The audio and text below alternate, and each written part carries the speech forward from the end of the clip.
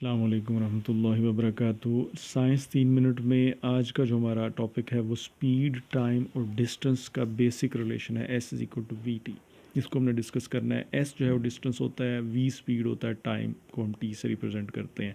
ये इस तरह से जुड़े हुए हैं कि product of speed and time distance के बराबर होती है। प्रोडक्ट से मुराद मल्टीप्लिकेशन, जब स्पीड और टाइम को मल्टीप्लाई करेंगे तो डिस्टेंस के बराबर आता है। और ये फार्मूला हमें ये भी बताता है कि कोई सी दो क्वांटिटीज़ गिवन हो, स्पीड और टाइम गिवन हो तो डिस्टेंस कैलकुलेट हो सकता है, दोनों को मल्टीप्लाई करके।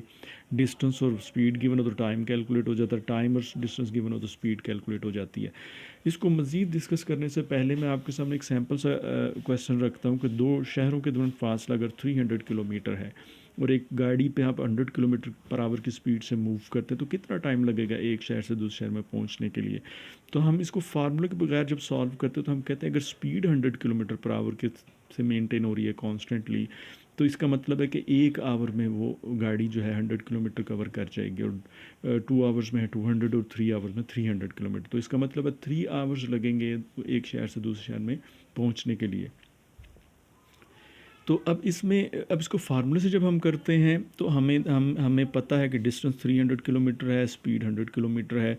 तो हम जिस चीज़ को हमने कैलकुलेट करना होता है, जैसे टाइम इसमें कैलकुलेट करना है, तो उसको हम अलहदा करते हैं।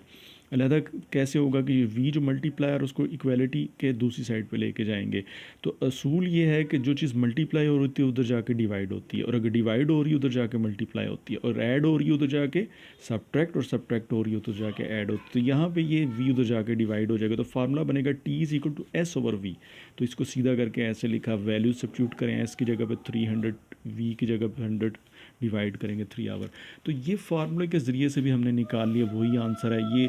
यही फार्मूला जीपीएस के अंदर फीड किया जाता है। जब आप देखते हैं कि वो आपका एक्सपेक्टेड टाइम जो है वो आपने जब एक जगह से दूसरी जगह जाना होता तो आराम से आपको बता देता है एक्सपेक्टेड टाइम क्या, उसके अंदर यही है।